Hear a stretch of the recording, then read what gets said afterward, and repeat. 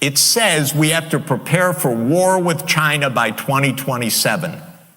China's not threatening anybody abroad, anybody. China's never, by the way, even once invaded a country overseas in its whole history of 2,245 years, since 221 BC. And the United States, we've never been at peace. All we do is war. We're playing games here. So, God forbid a nuclear power comes at us. I don't know what's going to happen. I've been to China 100 times at least.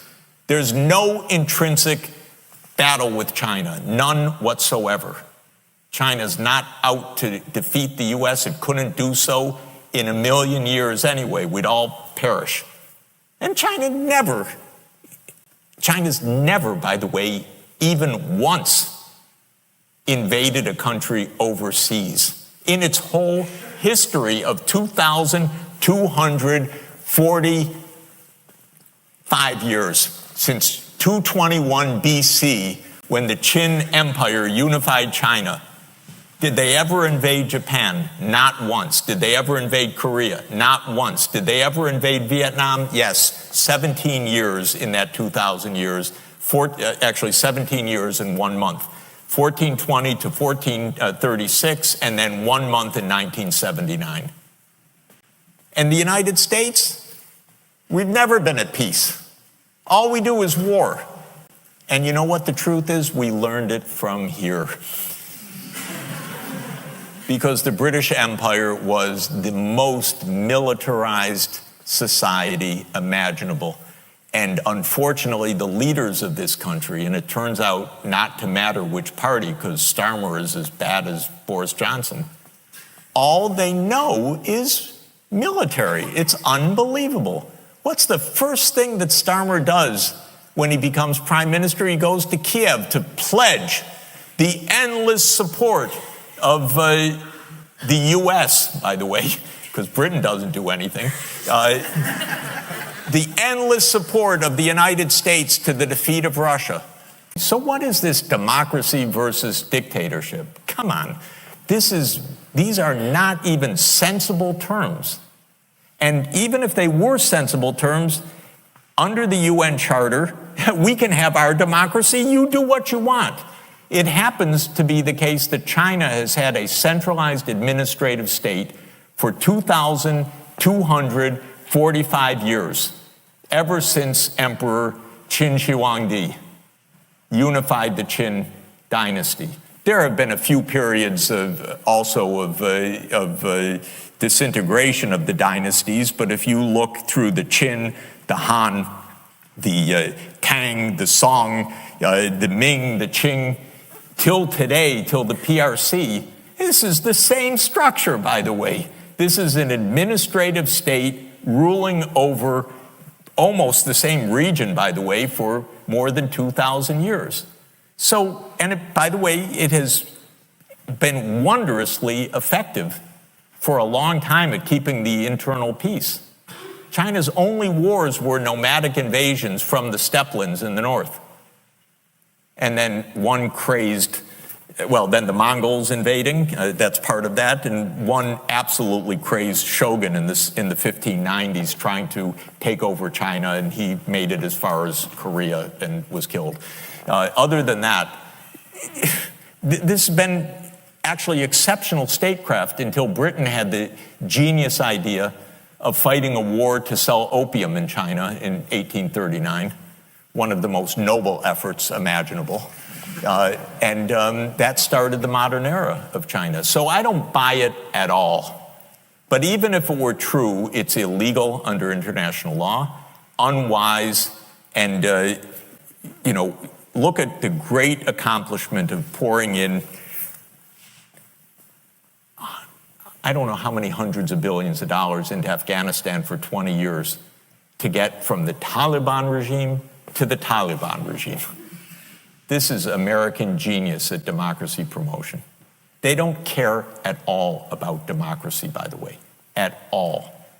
They topple governments they don't like, that won't do their bidding. They topple democracies if they don't like them. They'll topple anybody that they don't like. That's how it's worked all along. They never said, oh, we can't topple Mossadegh in 1953. He's a democratic government. No, they toppled a democratic government in Iran and put in a police state, which led to wonderful long-term relations with Iran, because they really love the American people for that. So this is not about democracy. This is a game, and it's a terrible game, and it's a secret game, and it's played by the CIA, which is the most important agency in the United States, because they have complete secrecy, complete unaccountability. There was one review of the CIA 49 years ago, the Church Committee, and nothing since then. And as one of our CIA directors, they're all, I was going to say one of the worst, but they're all the same by the time they get there, or by the time they leave there, because the agency takes them over. Pompeo said, as he was proudly explaining the role of the CIA to some Texas students a few years ago, and you can find it online, he said, what do we teach at the CIA? To lie, cheat, and steal. And that's a pretty good encapsulation of the methodology. And that is a very dangerous world being created that way. So China's not going to turn the U.S. into a dictatorship. Maybe the U.S. will turn into a dictatorship. Maybe it will just turn into a plain old plutocracy. Maybe it will turn into a military-industrial state as the complete dominance. I don't know. But it's not going to come from China. It's going to come from inside. That's where our risk is. We're playing games here. So, God forbid, a nuclear power comes at us. I don't know what's going to happen. But we came at them. And we should stop going after China and Taiwan. It's not our goddamn business. Taiwan is part of China. The Taiwanese said it in the Republic of China.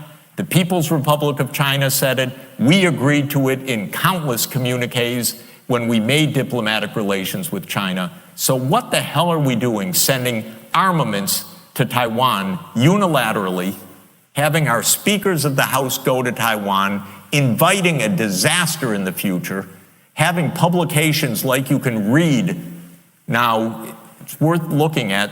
The Navy just issued a plan about 3 weeks ago. It says we have to prepare for war with China by 2027. It doesn't say we'll have a war with China. It says we have to prepare for war with China by 2027. We are not playing a video game. They're playing with your futures. It's completely unbelievable to me. China's not threatening anybody abroad, anybody. And even the South China Sea disputes over these shoals, where China's putting on some armaments, that's because if you read the first page of U.S. military doctrine, it is to create choke points in China's sea lanes. China's not interested in a few rocks. It's interested in not having the U.S. block its sea lanes. That's all. We have to understand the most basic points. Stay out of each other's lane so that we don't end up all dead. It's not so hard.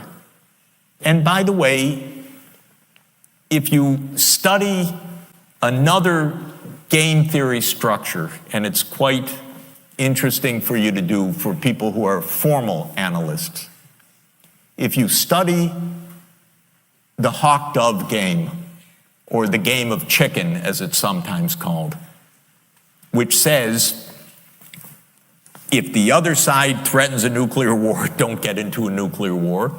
But if they're being dovish, you threaten to scare the wits out of them. But if both sides collide, then we have nuclear Armageddon. If you study that game formally, and there's a payoff structure for it, and you put, as I suggest, a minus infinity in the quadrant of hawk-hawk, then the equilibrium solution is dove, dove. Okay? The mixed strategy is to put 0 probability on playing hawk. Because when you multiply minus infinity times any finite probability, positive probability, you get minus infinity. And so the logic is don't play chicken with nuclear arms.